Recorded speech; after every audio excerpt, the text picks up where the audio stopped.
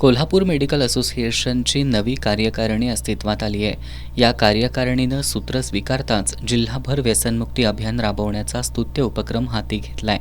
आज Kasba बावड्यातील D Y Patil पॉलिटेक्निकमध्ये या जिल्हास्तरीय अभियानाचा शुभारंभ करण्यात आला। या शुभारंभावेळी बोलताना व्यसनमुक्ती तज्ज्ञ डॉक्टर अविनाश उपाध्ये यांनी आपल्या आयडॉलचं अनुकरण करण्यातून तरुणाई व्यसनांच्या विळख्यात सापडत असल्याचं सांगितलं।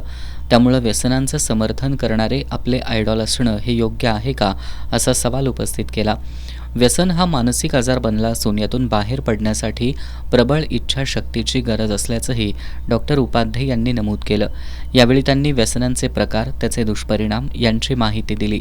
डी वाय पाटील पॉलिटेक्निकचे प्राचार्य डॉक्टर महादेव नरके यांनी विद्यार्थ्यांना व्यसनांपासून दूर राहण्यासाठी योग्य वयात मार्गदर्शन मिळणं गरजेचं असून कोल्हापूर मेडिकल असोसिएशननं त्या दिशेनं उचललेलं पाऊल कौतुकास्पद असल्याचं सांगत या अभियानाला शुभेच्छा दिल्या।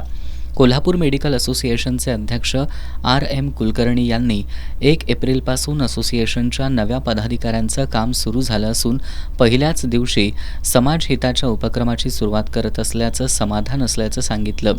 डॉक्टर संदीप पाटील यांनी व्यसन हे फॅशन बनत असल्यानं तरुणाई त्याकडं आकर्षित होत असल्याचं सांगितलं।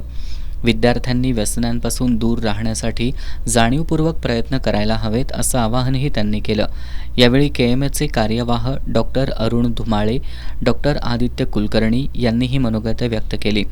व्यसनमुक्ती अभियानाच्या शुभारंभावेळी उपप्राचार्य नितीन माळी, रजिस्ट्रार महेश रेणके, सर्व विभाग प्रमुख, प्राध्यापक आणि विद्यार्थी उपस्थित होते।